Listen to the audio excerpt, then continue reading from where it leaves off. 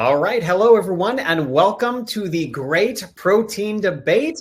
My name is Corey Warren from Forks Over Knives, and with me today, I have two absolutely incredible, wonderful guests that I'm honored to be in their presence. I'm going to introduce them one by one, starting with Dr. Neal Barnard. He is, of course, a physician and clinical researcher and founder of the Physicians Committee for Responsible Medicine, also known as PCRM, a leading advocate for plant-based nutrition. He has authored more than 20 books and published dozens of scientific studies on the role of diet in diabetes, heart disease, and brain health. Dr. Barnard is also an adjunct professor of medicine at the George Washington University School of Medicine and Health Sciences, where he continues to advance research on how food choices can transform health outcomes. Welcome, Dr. Barnard. Well, thank you. Great to be with you today. And also we have new to the Forks Over Knives world, of course, the live world. You have been on our website, and of course, everyone might not know, but the Game Changers, you are the man that was part of the nutrition team that helped make the movie The Game Changers, and also the second one. The second one. Got it. Thank you for clarifying. Yeah. Also, folks, Dr. Matthew Nagra is a naturopathic doctor based in Vancouver, Canada, with a clinical focus on nutrition and chronic disease. He's widely recognized for his evidence-based approach to plant-based diets and regularly shares insights on how nutrition impacts heart health, diabetes, and overall wellness. He's a passionate educator. He leads and lectures internationally and works to bridge the gap between scientific research and practical lifestyle guidance. So welcome to both of you. Dr. Nagra, thanks for being here. Thanks for having me on. All right, folks. So we call this the Great Protein Debate. And we do that because we had the Great Oil Debate from our friends earlier. But I will tell you that everyone in this room is all for plant-based protein. But our job here is to not only help you learn a little bit more about plant-based diets, but we also want to make sure that we answer a couple questions for you. The questions might be, do vegans or plant-based people really need to worry about protein? What about athletes? What about adults?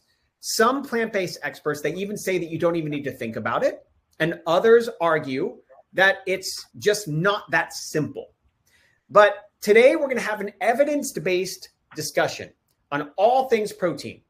And these two gentlemen have all the answers that you need. It's going to be debate style because it's fun, and that's what we want to do.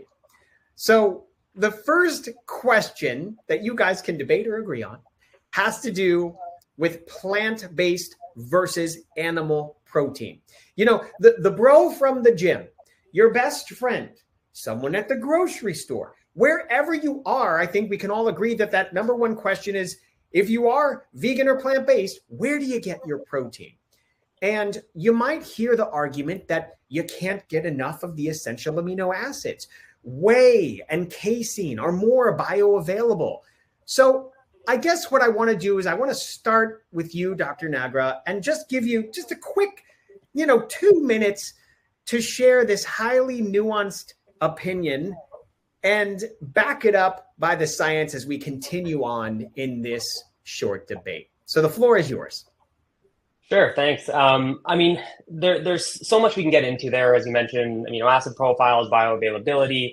Maybe we'll get deeper into that as the time goes on here. But on a surface level, if any of those things mattered, if any of those subtle differences in amino acid profiles or bioavailability mattered, we should see that borne out in clinical trials where one group is given plant protein and one group is given animal protein. And we now have 2 trials that have been done comparing either a completely plant-based or almost completely plant-based diet versus an omnivorous diet, where both groups consume a sufficient amount of protein, generally above 1.6 grams per kilogram of body weight. So that's about double of the RDA, which is often recommended for strength athletes. And in that case, where both groups consume the same amount of protein and they lift weights, they get the same results. It doesn't matter whether it came from plants or animals. So we can get bogged down into these debates over, do you absorb, 5% more of this or that, or does it have more leucine or less? But at the end of the day, does it actually pan out when we look at the trials? No, both work. And so it doesn't really matter whether you're getting plant or animals. And then, of course, there's the health data where swapping even 3% of calories from animal protein with plant protein sources, especially if the animal protein comes from red meat, we see significant reductions in total mortality and cardiovascular disease, in certain cancers. And so, when the protein quality discussion comes up, I like to bake in some of the health data because I think we should consider that when it comes to quality. So that would be the shortest I think I can make it there. Dr. Barnard, your opening thoughts on this topic. My thought is Matt is right. First of all, protein is protein, so to speak, and animals have protein. But what comes along with it? If you decide my protein's got to be from chicken, fish, beef, dairy, eggs, what comes along with it is cholesterol, which isn't there in your broccoli. Saturated fat, that's the bad fat, especially in dairy, but also in meat. Big surprise, trans fats, which were banned from the fryer a long time ago, are still there if you're eating animal products because a cow's rumen makes trans fats. And so you'll see about maybe 6%, something like that, of the fat in a cow is the trans fats that you cannot, that legally should not be sold in any other product. So you're getting them if you're a meat eater. Not to mention salmonella and all the other kinds of things that you're going to get in the animal products. But Matt mentioned something else that is really so important. When people have looked at mortality, let me give you some of these figures. I think it was 2016 at Harvard. Dr. Mingyang Song, who's a wonderful researcher, he spoke at our ICNM last year. The numbers are, let's say I'm eating animal protein, and I switch to getting my protein from plants, just the protein switch alone. If I'm getting rid of eggs and having plant protein instead, 19% drop in overall mortality. If you are like the people it's the Nurses' Health Study, the Health Professionals Follow-Up Study, you combine them all together. Poultry. Everybody's thought, oh, isn't that the healthiest thing? If you dump the poultry down the garbage disposal and substitute plant protein, total mortality drops 6%. Fish, wait a minute, isn't that the healthy one? Dump the fish, substitute plant protein, mortality drops another 6%. Dairy protein, dump it instead, have plant protein, mortality goes down 8%. So in every single category, the plant proteins are associated with better mortality stats. There's no reason in 2025 to get your protein from an animal. Well, thank you both. We're going to go into the subject of the guidelines, and we can call them the current dietary guidelines. We're going to start with you, Dr. Barnard, because I know that you and your team over at PCRM are constantly fighting this battle for all of us in the United States. Can we talk about the difference between the recommended daily value and where these come from, and how we should be measuring our protein intake, if we even need to at all? And then, Dr. Nagra, I'd really like to dive into you after Dr. Barnard there on, what's an everyday person way to calculate this so they can make this work in their everyday lives. So, Dr. Barnard, back to you on the guidelines. Where do these come from? How are they set? And what are the actual ones that we should be paying attention to? Okay, great. It's a great question, but I have to say, the bottom line sort of thumbnail that people have used is a reasonable thing for everyday people. And what it'll say is if you just put the numbers together, it works out to be roughly 50 grams of protein for a little bit less for a woman. For an average sized woman, it would be 46 grams. For an average sized man, it'd be 56 grams. But who's average? Some people are more, some people are lower. And I honestly don't think your average person needs to calculate that any more than they need to calculate how much oxygen do you need. Do you need oxygen? Absolutely. How much oxygen is there in the air you breathe? The answer is 21%. Who knew that? People don't know that, and they don't need to know that because your body is designed to extract the nitrogen, the oxygen, leave out the nitrogen. Your body does it automatically. And let's say you're more physically active. You will need more protein, but you're going to be taking in that protein pretty much naturally because your increased activity will fuel an increased appetite. And now some people will decide, wait, I'm going to be purposeful because I'm specifically trying to build muscle mass. And there people can make different calculations, and I'll let Matt talk about that. I have to say, when you're talking about politics, though, there's another kind of insidious thing that is coming in, unfortunately, and that is, I think there is an intentional desire to try to take the public attention away from what we're talking about. Should you be eating animal protein at all, or should you dump it? The current debate now is that doesn't matter. What matters is processed foods. Don't eat processed foods. That's the big thing. And people have forgotten the big issues that you started with. So let me bring it back by saying, processed food. What's the most processed food? High fructose corn syrup. I start with corn, bring it into a factory, and use amylase and other enzymes to break it down into individual sugars. Or on a cattle farm or a chicken farm, I can take that corn and feed it to livestock, and the amylase in their bodies works just like a factory to tear apart that corn and make eggs, muscle tissue if it's a chicken, milk, beef if it's a cow.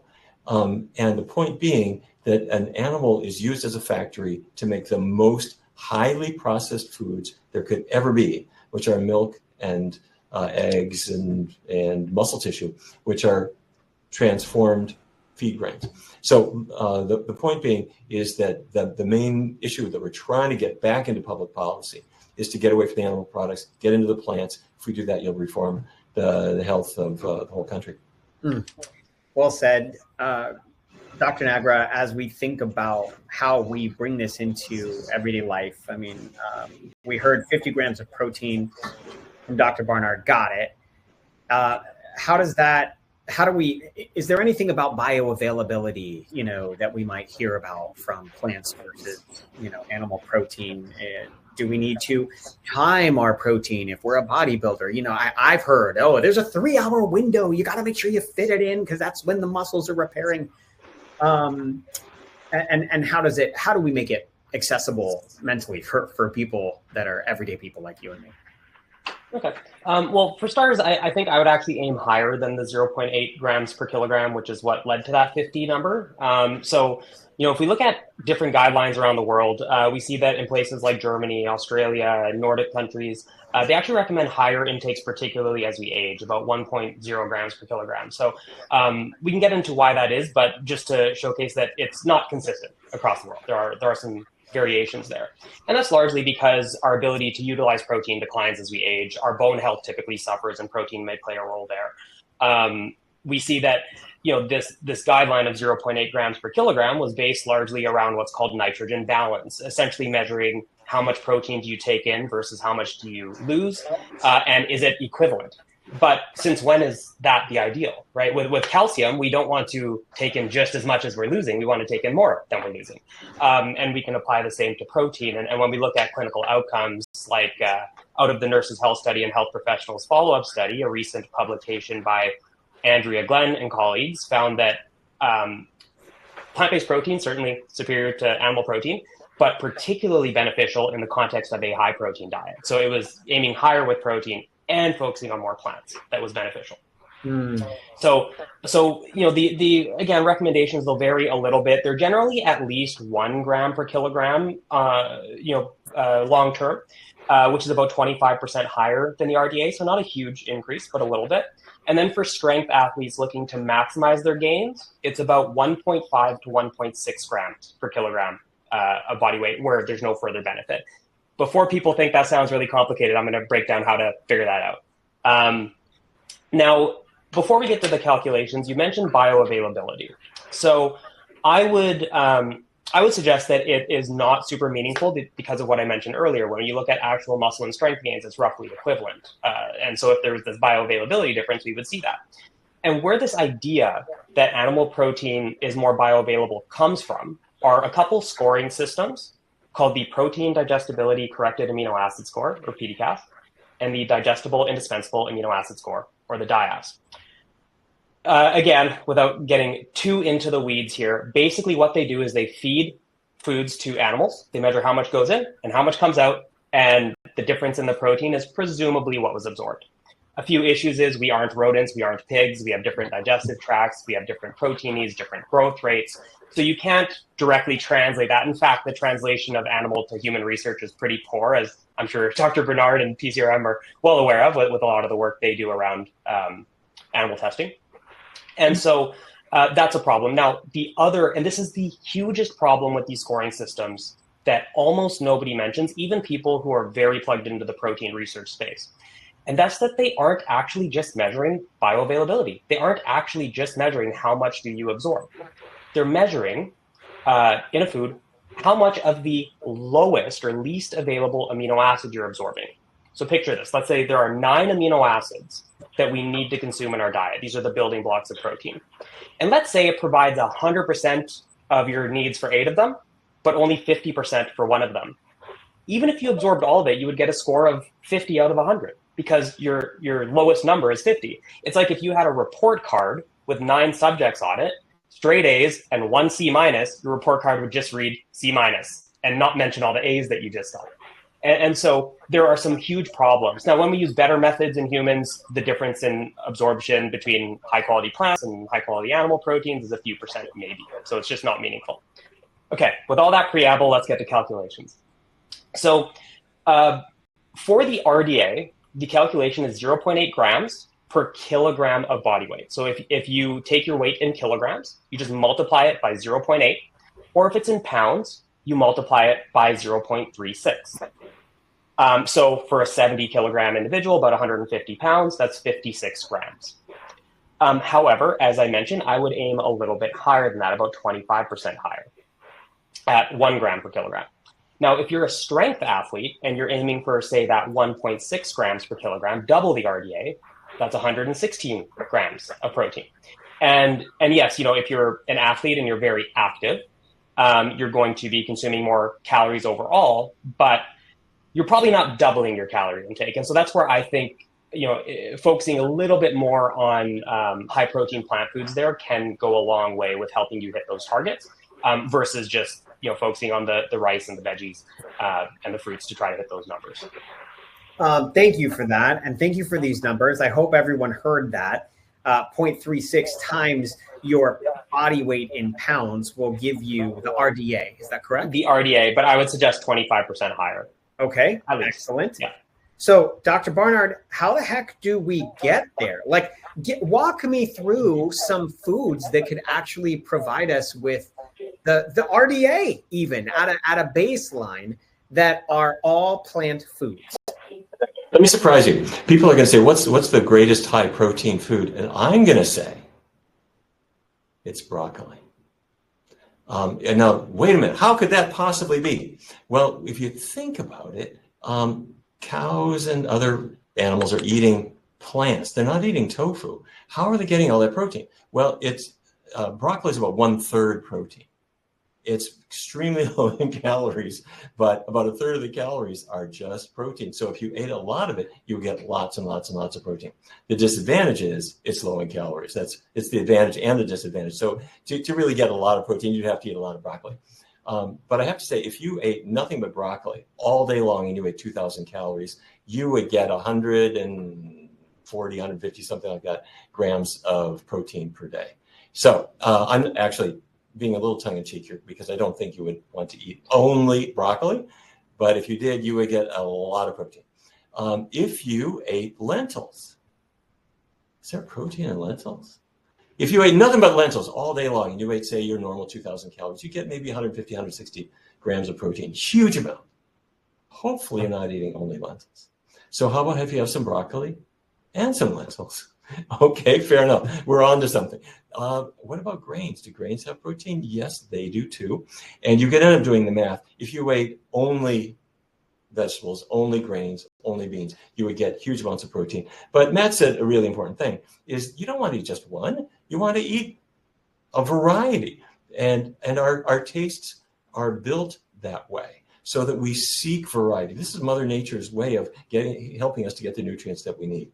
So if you ask somebody what would be the foods that would give you the most protein the quickest and more easily, there you're going down the legume track.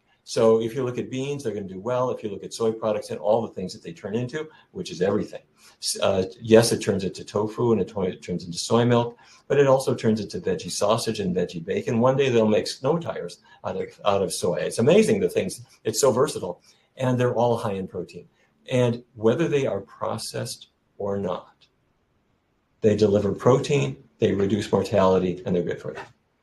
Excellent. You know, it's funny you mentioned that some of the very animals that people eat are actually eating plants. And so for me, the way that I always kind of think about it is I prefer to get my protein from the source, not secondhand, right? I don't want to eat the protein that the thing that I'm eating already ate. I want to get it firsthand. And so that's always fun for me. I'm glad to hear that. Can we talk about isolated protein deficiencies? Is this a thing? If you have an isolated protein deficiency, I'm guessing you've got some other serious problems going along, and that protein deficiency itself is not going to be truly isolated. Either one of you, are we seeing this in the United States? Are we seeing isolated protein deficiencies that people are going to the doctor for? No, that's exceedingly rare. But I don't think that should be the target here. I'll go back to calcium. You don't see acute calcium deficiency. It's outside of very extreme cases, but over time you see reductions in bone mineral density, fracture risk, osteoporosis, all of that. Same sort of deal with protein. If you don't hit the RDA, you're not necessarily going to shrivel up and die, immediately. It's something that's going to take a long time to have any meaningful effect, whether that's with bone mineral density, whether that's with, whether or not you age healthfully, reduce frailty risks, sarcopenia, et cetera. And I do have some concerns around vegans who aren't focusing on high protein foods. So for example, Francois Mariotti and colleagues did a great review highlighting the research on protein, and even the amount of vegans hitting the RDA.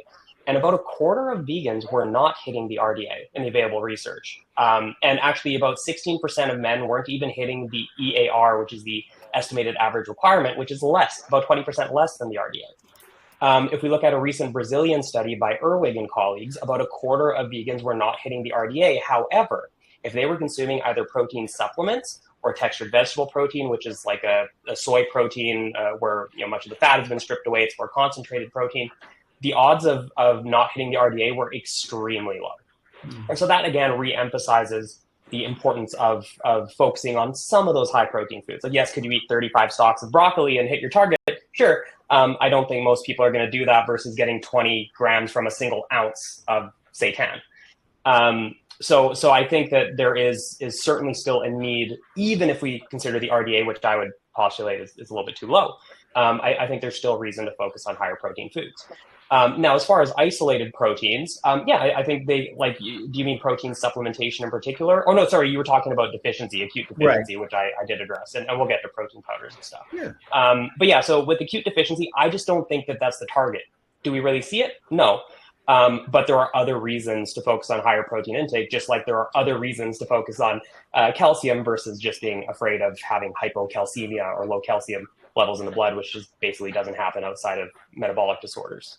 Okay. But I think you've touched on something really important here, though, also that shouldn't be lost. You'll hear some people say, well, wait a minute, there are some people who are where their diets, let's say they're vegan and they have a really poor nutritional situation or something like that. If you look at those in detail, in many cases, they're from areas where there is social strife, or for whatever reason, their diet may be restricted to a single starchy food due to lack of distribution or something like that.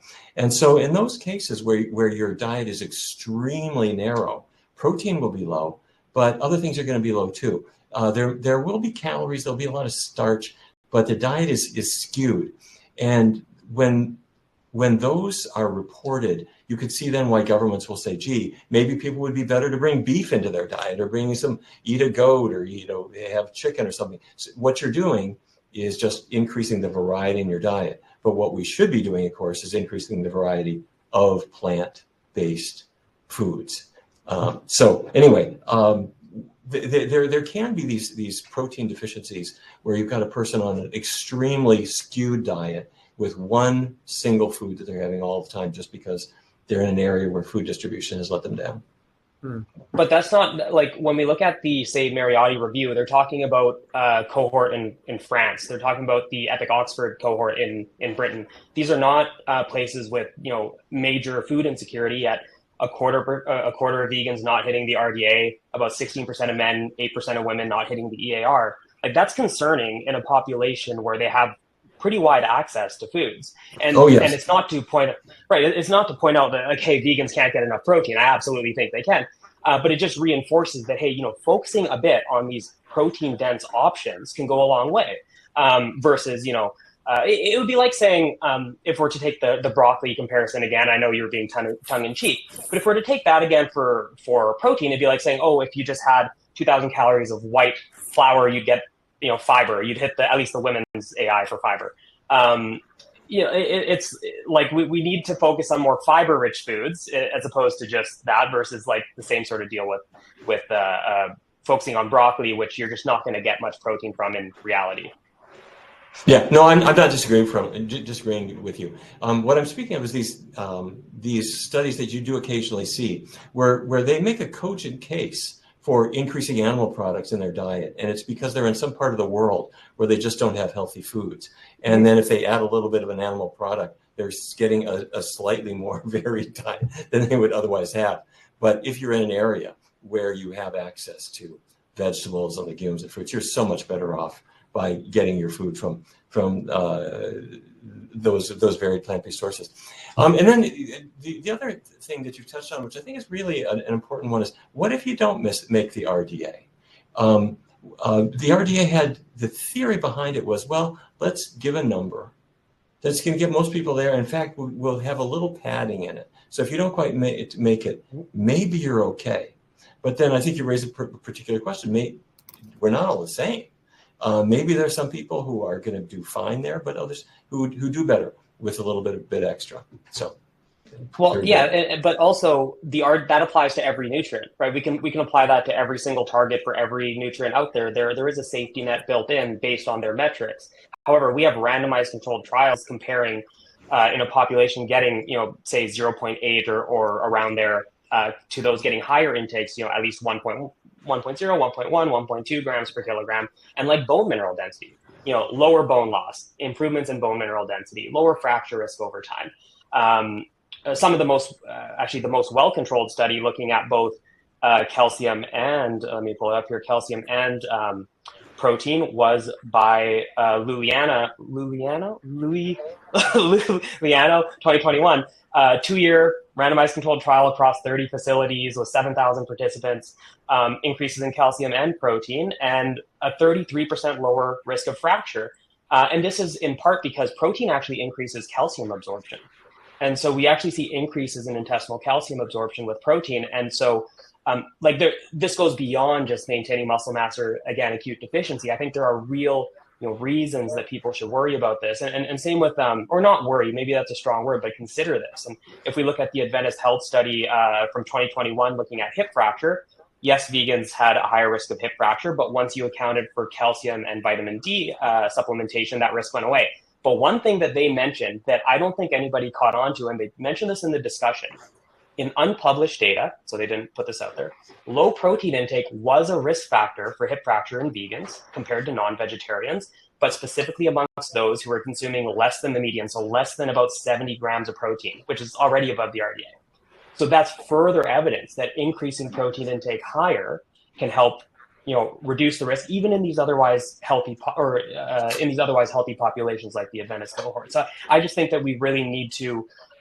It's not that we need to stress about protein overly. I just think that we shouldn't discount the possibility that, there could be a fair number of vegans who are falling short and then potentially having issues down the road if they don't at least give it a little bit of consideration. I want to get pretty specific, if we can, into what I'm kind of seeing and visualizing as a protein pyramid, with broccoli being at the top, maybe the most bang for the buck, right? So as we go down, a lot of folks, as we were building this event, kind of said, like, I just want to know what to eat can you tell me what foods will give me the most bang for my protein buck? So maybe we could just go back and forth, maybe mention one and then you one up each other kind of thing. You want to start with Dr. Barnard? I know you said broccoli, but you got to give me another one now. Sure. And broccoli, by the way, I'm trying to make a point that it's something that people really neglect. But if people actually brought this into their diet, they would get calcium, they get iron in its best form, the form that your body can absorb more of if it needs it, but absorb less of if you're iron overloaded. And there's a lot of protein in there too, just kind of hiding there. So the other animals know about this, but we kind of have forgotten about it. You want another one?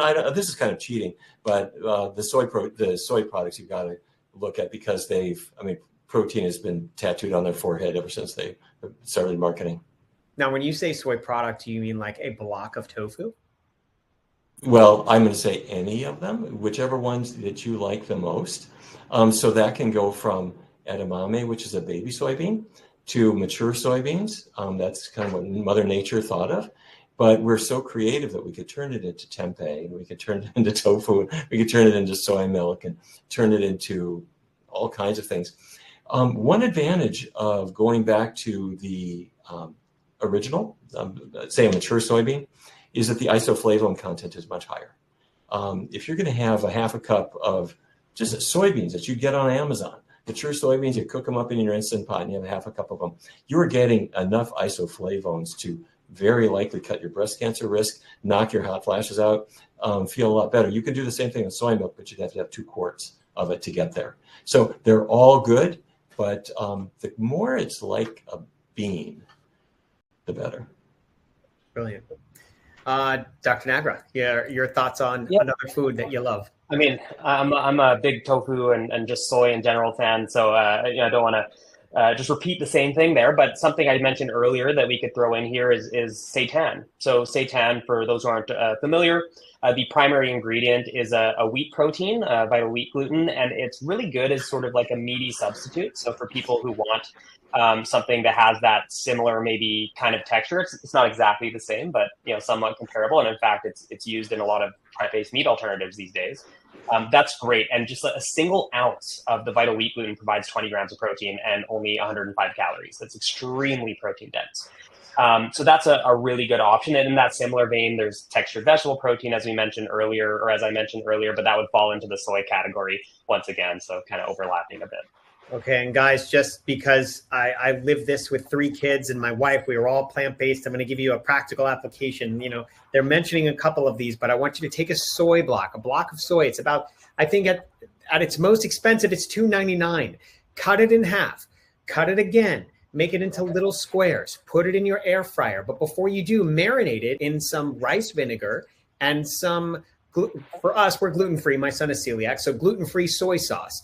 And I want you to just let it marinate, let it soak it all up. Put it in your air fryer for 13 minutes, give it a shake at 6 minutes. You're going to have the most crispy, delicious, tasty topping, or eat it by itself with some brown rice. You're going to be good to go. As far as seitan goes, we do the exact same thing that I just mentioned, except we treat it like a BLT or something of that nature. We can put it into a sandwich. We can put it in a side as we make a bowl that's got some fresh cut avocado for some healthy fats. We've got some brown rice for our grains, and then we've got the seitan as the protein. This plate is beautiful, and it's going to give you everything you need. You're going to feel so great. You're definitely going to get enough protein. Okay, I've got a challenge for you, Dr. Barnard. I want you to give me a high protein food that is also healthy for your gut. Well, the entire legume group is really good for your gut. What your gut, what you're talking about really is all the folks who live in your gut with you. All those bacteria, plus the occasional virus and fungus bit that make you who you are. They are there, and they do not want animal products. They get ornery when you give them gravy and pork. And where they really thrive is on high fiber foods. So back to, we've been talking about legumes, we've been talking about soy and related ones, but let's look at everybody else in the legume category. The lentils and peas, in particular, and the other beans. They're They've got lots of protein, but they also have a huge amount of fiber that's going to nourish your gut. And by the way, let me say a word of praise for the manufacturing world that's been trying to find ways to make these really, really palatable. They've been using pea protein very creatively now, whereas a generation ago, whoever heard of it? And when I first heard about Just Egg, that yellow carton in the egg aisle, I thought, what is this chemical-laden thing? Well, I looked at it. You know what it's made of? Mung beans. Yeah. That's it. So anyway, you take Just Egg. You can bring, in fact, I got to tell you something. At the American Medical Association, I'm at the House of Delegates in Chicago. And all of these doctors, like the good doctors they are, neglect their own nutrition. So I got a whole lot of Just Egg and some Morningstar vegan sausage and fed it to the Southeast delegation. And, that tray of Just Egg was gone in about 10 minutes. So you can scramble it up and give it to your most egg phobic or vegan phobic person, and they will love it. Did they know? Did they know it was Just Egg? Well, I told them it was cholesterol free. Okay. And they were lining up, and they loved it. And everyone said, "When are you coming back?" Excellent. Way to go. That's hilarious.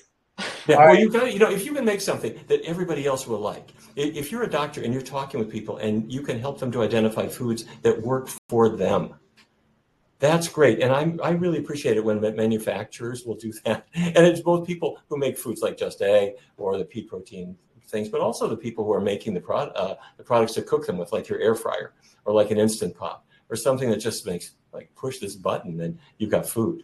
So gone are the days when vegan diets meant that it was a challenging thing to do. Now it's fun. I want to let everyone watching live, and there's thousands of people here right now, I want to let you know that if you're putting your questions in the Q&A, we will get to them. We're getting to the point where we're going to answer your questions live. So thank you so much for that.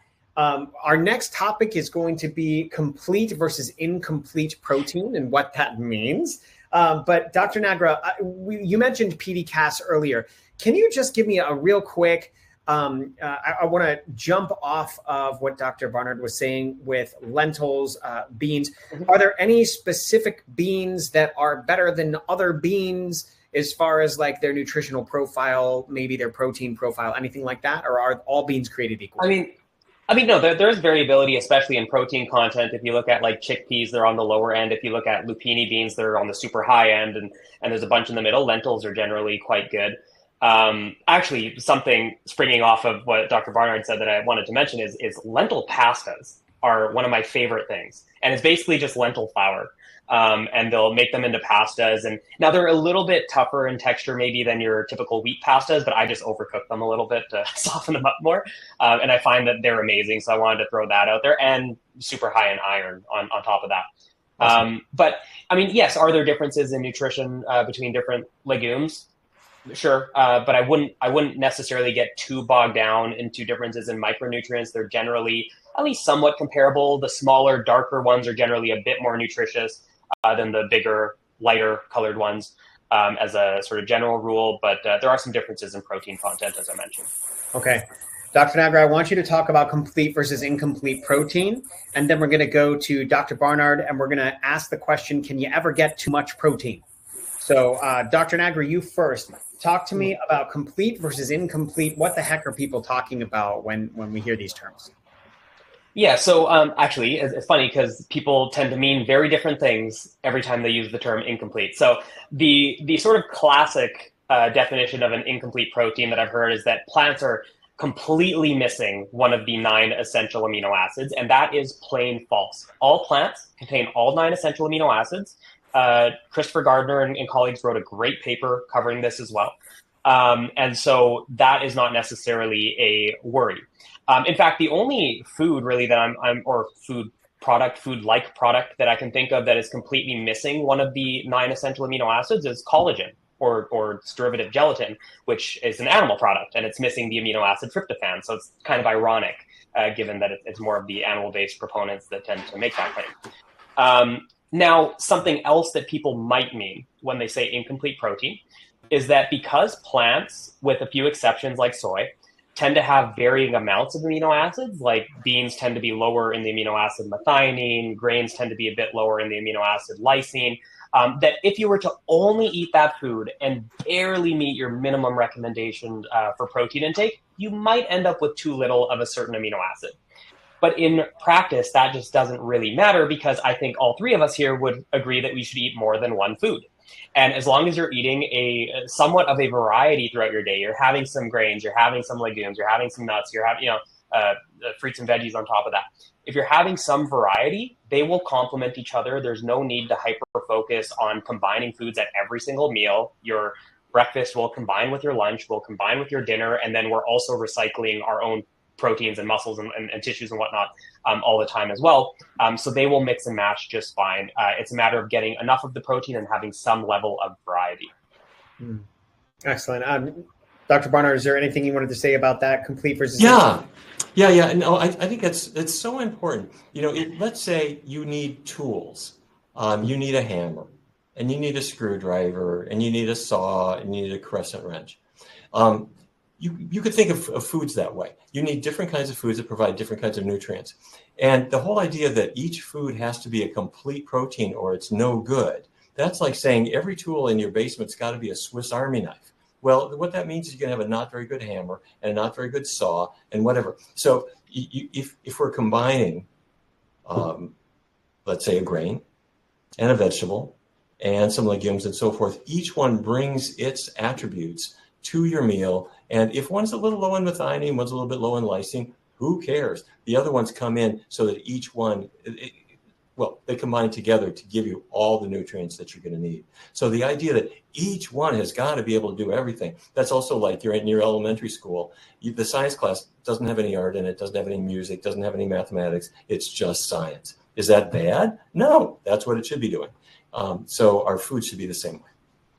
Dr. Barnard, keep this one short for me because I want to get to the Q&A. Can you have too much protein? If it's plants, no.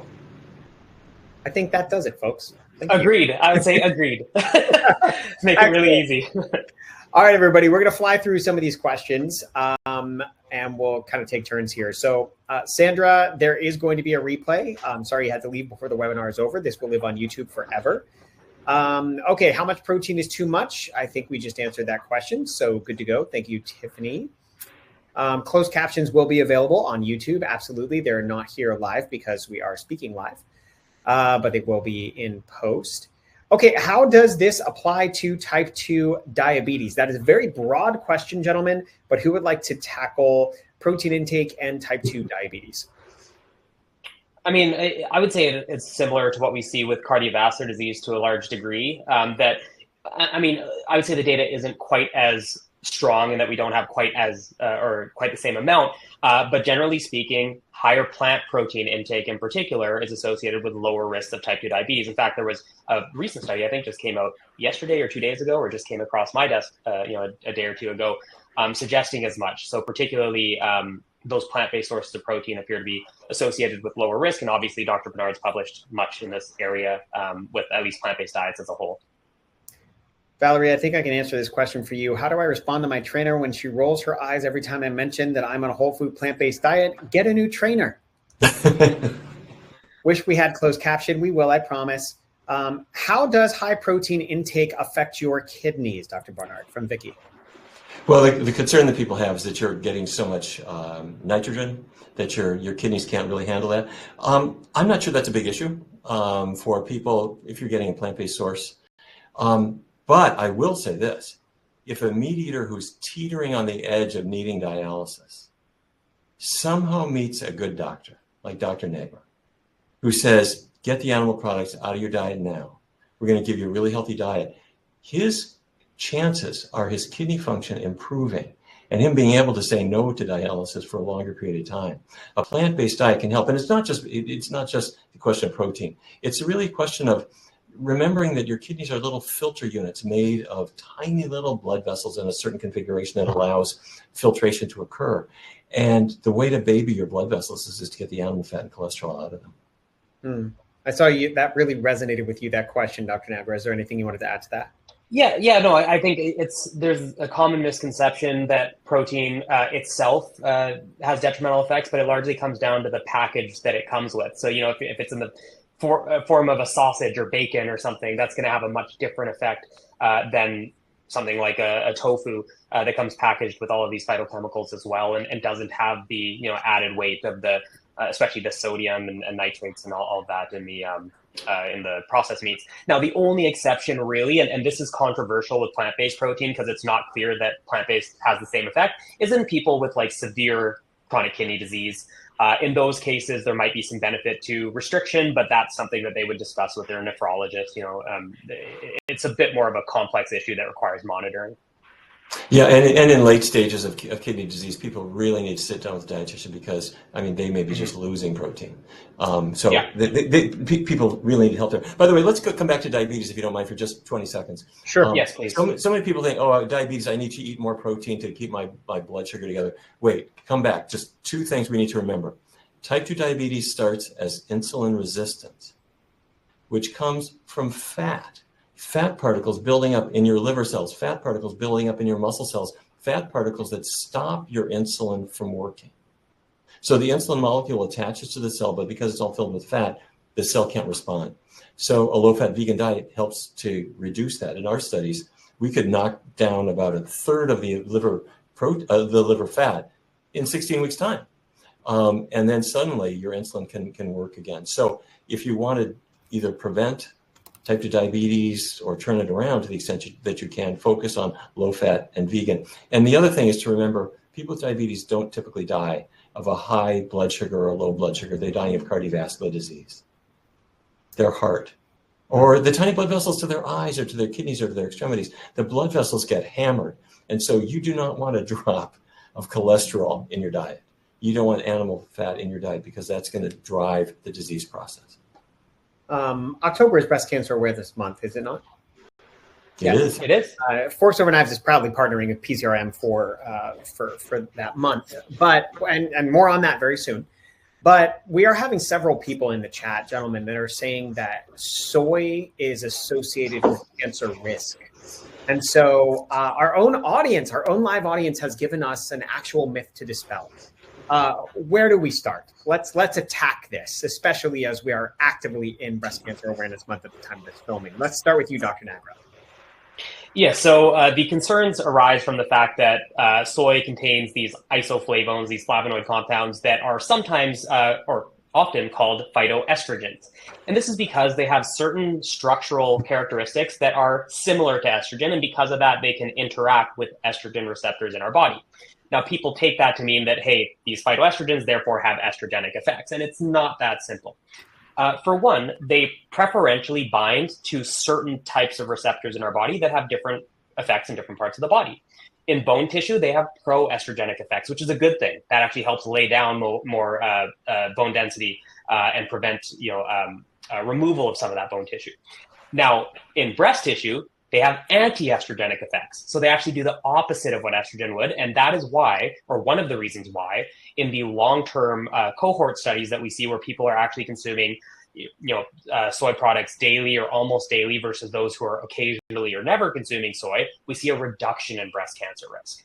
So if anything, soy is protective. And this is recognized by the American Cancer Society, by the Canadian Cancer Society, and one of them, I can't remember which one, also makes a note of stating that in people who have previously been diagnosed with breast cancer, it can also be beneficial there. Dr. Barnard, I am thinking about I can't say some of this stuff. I'm going to let you say it because I know that you're passionate about this. Some of the recommendations from some of the leading anti-cancer organizations in the world, their dietary recommendations include animal-based products. I don't understand why this might be happening. And I just wanted to see your thoughts because we're sitting here talking about a lot of this stuff. And we understand that the link between soy and breast cancer, I mean, this was just explained by Dr. Nagra. So am I jumping into some very choppy waters here by mentioning something like this? Or am I onto something in the sense that maybe there's another reason why they might recommend the opposite of the foods that we're talking about? Like, help me navigate some of these thoughts, because I know people are confused. Well, you're right in the sense that money has goofed things up a little bit. Even the fact that people manufacturing chemotherapy agents really didn't even want to invest in a prevention mode at all. Their whole idea was let's sell breast cancer drugs, and I understand that. And commercialism is not really our friend necessarily. But I got to tell you, things are changing. Things are changing dramatically, and every major cancer organization knows that soy products do not cause cancer. They know that soy products reduce the risk of cancer. And what they do is exactly what Matt said. Women, and we have many studies now. We must have, I don't know, a dozen or more, big studies where the women consuming the most soy have the least risk of developing breast cancer, about a 30% drop overall, or maybe even more, depending on the cohort. Their male spouses or friends also have reduced cancer risk. So it helps both. And with regard to women who have been previously diagnosed, with breast cancer, those who consume the most soy, it will reduce their risk of a recurrence and reduce the risk of their mortality by about roughly 25-30%. Now, there's a lot of variability, but soy does not cause cancer. And if a person gets a cancer diagnosis, you want to go to the store and buy healthy foods. And that means vegetables and fruits, brightly colored things with their anthocyanins and antioxidants, and make sure soy is in the cart. Now, it's optional. You don't have to have it, but it gives you a pretty good anti-cancer effect that we'd want to take advantage of. And also, there's some evidence that the earlier you start in life, the better. So what if your kids are in school and they say, well, we serve cow's milk here, we don't serve anything else? You want to sit down with the cafeteria manager and the principal and say, my kid is going to go to the school, and I want this child to have soy milk and no cow's milk every day, and I want a plant-based option, because the most important investment that you're making in that child is not their math skills or their gymnastic tricks. It's having a body that will serve them lifelong. Excellent point. And that was a question I had about a 10-year-old who was, drinking protein powder and things of that nature, which might be okay depending on which protein powder it is. And we're going to talk about that in just a second. But Carla said she's 63 and my bun creative levels were off at my last physical. The doctor said this happens to people as they get older, but I didn't like that. So I'm drinking a protein shake 4 days a week, getting about 10 grams more of protein in each shake. Is that okay? And I know that's a bit of a general question, but it's pretty specific to Carla's situation. And I'm guessing there's a lot of folks that might be on the call that are on the webinar, they're older, that are saying, I need to consume more protein. The best way for me to do that is a protein shake. And maybe there are some out there that have good ingredients in them. I mean, Dr. Nagra, you deal with athletes all the time, especially as we're thinking about game changers too. I think it was David Carter, right? The 300-pound vegan. David Carter was drinking bean smoothies. I don't know if the 300-pound lineman diet is for the everyday person, right? But what are your thoughts on these protein powders? What are your thoughts on what Carla said with her bun and creatine levels being low as she's in her 63rd year of life? I mean, so for one, as far as her particular case, I don't know that either of us can comment, too much without knowing more details around, medical history there. In general, as we talked about earlier, in people without, severe kidney disease, there doesn't seem to be good evidence that increasing protein intake has a negative effect. Again, obviously would want to work with their doctor and monitor appropriately. Now, when it comes to protein supplementation, I am actually a fan for a couple of reasons. For one, it's a very convenient way to get some protein in. It's also a very convenient thing to do if you're on the go. Like I have sometimes at work, 6 hours without a break or without much of a break. And so if I can down a quick shake while I'm charting notes for 5-10 minutes, that's great in the middle of the day to at least break things up. We also have a recent meta-analysis on a bunch of different protein supplements. Soy protein supplements were one of them. By Zhao in 2024, looking at randomized controlled trials, and we see that protein supplements lower blood pressure, they lower cholesterol, possibly improve other markers as well, and can promote some weight loss. And so there are some benefits there, clinical benefits. And they tend to be rich, at least the plant-based proteins, in iron content as well, as I mentioned earlier. So that's another benefit. So like overall, yeah, I think it's something to potentially supplement the diet with, particularly if you're somebody aiming for higher intakes, like an athlete, or if you're on the go, as I mentioned, sometimes I will be. But it's certainly not a necessity. Like you can get it done with those foods that we talked about as well. So it's just an option that's out there. Okay. But if you don't mind, let me praise industry again. If you don't, it's funny for me to be doing this, but there are products. The Ensure company has been sort of in the closet in every hospital in America. And the interns would sneak in there at 3 o'clock in the morning and drink a can of Ensure to get them through the night. Ensure has a vegan product. So you can now go to the CVS or whatever, and they've got the dairy-based Ensure. They've got the vegan one right next to it. Pick that one. So if you are looking for something to supplement your protein, you can make it vegan easily. But 2 other things for older folks. Don't forget weight-bearing exercise. So often when we get older, we just kind of forget to move. And cardiovascular exercise, things that get your heart beating are good, and anything that gets you using your arms, using your upper body, using your legs, using your trunk, those things are good. Give your muscles a reason to live.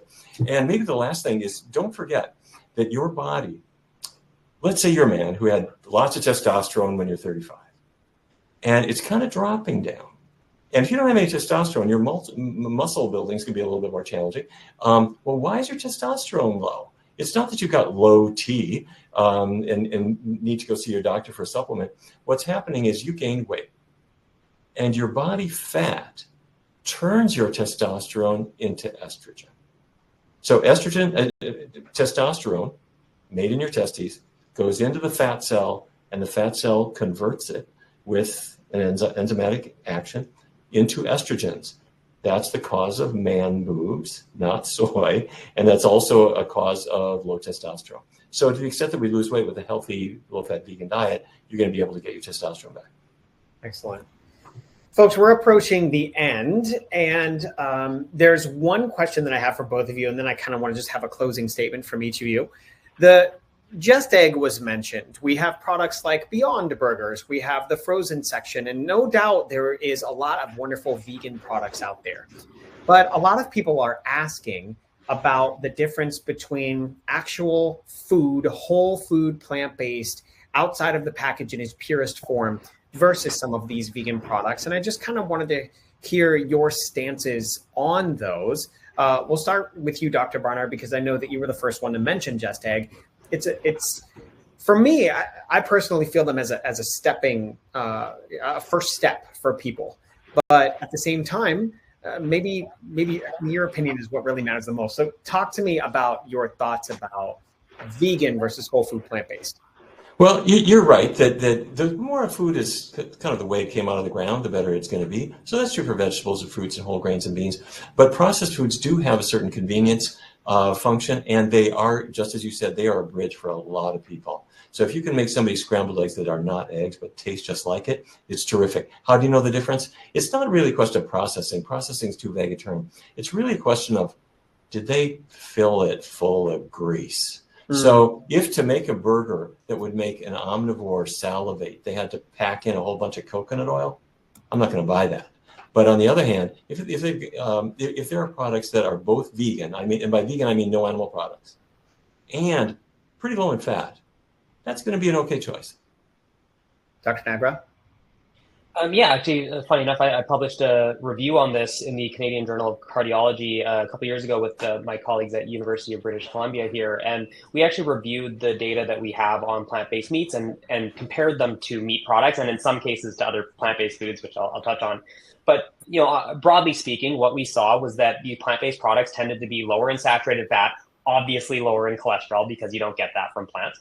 They also contained a bit of fiber, and in some cases were lower in calorie density as well. So these are positives. Now, when we look at the randomized controlled trials comparing the plant-based meats to animal-based meats, we saw reductions in total cholesterol, LDL cholesterol, in some cases ApoB, which is another important marker there. And we didn't even see any negatives with regard to blood pressure, despite a lot of these plant-based meats having added salt, which is interesting. And maybe that's a compensation due to some of the fiber content or other things going on. So we see that compared to meat, they are beneficial. Now, there was one trial that compared a textured soy protein product to whole soy nuts. And these soy nuts were a little bit better in certain ways, especially for some, I believe, glycemic markers, like diabetes-related markers. But both were beneficial. One was just, the whole food was just a little bit more beneficial. So, as something that could factor into the diet, yeah, I don't see much of an issue with that. But you don't want to do it at the expense of including more of these whole foods as well, right? You want to have a bit of both if you're going to include them. And one last thing on that I'll note is that, as Dr. Barnard mentioned, processing in and of itself isn't necessarily a bad thing. And I would suggest that actually one of the underappreciated aspects of processed foods is that we can reformulate them.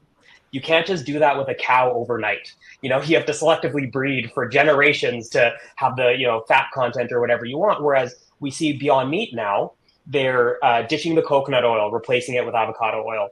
They're lowering the salt content. They're actually increasing the protein content. And now they have more whole foods-based products as well. These are the great things that we can do with processed foods to actually make them healthier. And so I'd like to see more of that in the future as well, as we start to progress in sort of the ways that these are produced. Let's say some closing arguments, or not even closing arguments, closing statements here, and wrap things up, folks. We're so honored that you took some time to be here live with us. We would love to get to every single question, but in looking with Liz on our editorial team and myself, we try to get to as many as we could. Please know that this video will live forever on YouTube, so you can comment there and we will respond. Closing statements. Let's start with you, Dr. Barnard. Well, my closing statement is a thank you. First of all, I want to say thank you to both of you for allowing me to join this with you. But I want to say a special thanks to the people who tuned in. And the reason is we do research here at the Physicians Committee. We have various programs, and I can publish something in a journal showing that a low-fat vegan diet will improve diabetes or bring down your cholesterol. And it gathers dust in the medical library. But when people are listening to this broadcast and they share it with other people, and they maybe decide, what was that word, seitan? Let me try to make that. What was that thing he does with the tofu in the air fryer? How long did he say? They're going to try that. And when they do, they're going to share it with other people. And it's like throwing a stone in a pond. The ripples reach people you never even met. You're going to inspire, you're going to educate, you're going to save some lives. So my gratitude is for people who are taking this message and sharing it. Dr. Nagra? Yeah, I don't know how I top that. I mean, for one, thanks to both of you as well, and I can't believe how many people tuned in live, let alone how many are going to watch this afterwards. So that's incredible. And yeah, I think we agreed on 95% of what we talked about as a so-called debate. Maybe little bits of debate around how much people need to necessarily be concerned or what the ideal target is. But at the end of the day, we both agree that plant protein is the way to go, is really king when it comes to these macronutrients, and focusing a little bit, or at least I would say focusing a little bit more on some of those high protein plant foods can go a long way for reducing risks of things like cardiovascular disease and frailty in older age. And that's really the main takeaway that I want people to get from this.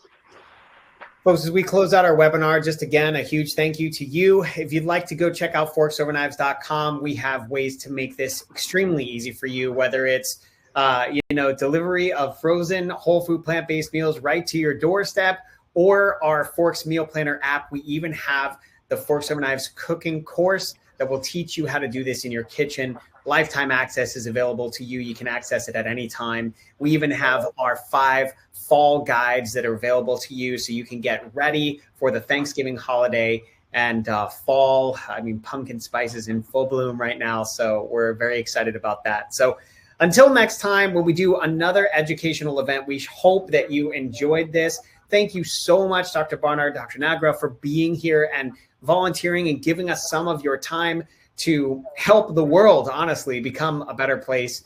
And we hope to see both of you soon. Thanks, everybody.